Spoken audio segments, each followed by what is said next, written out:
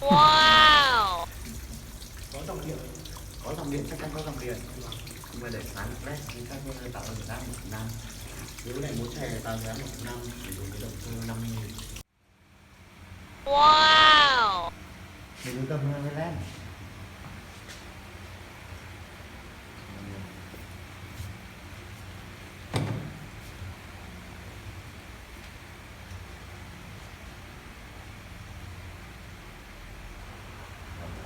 Hai phần 75 vuông. Đây là đang chạy với gió cấp 10.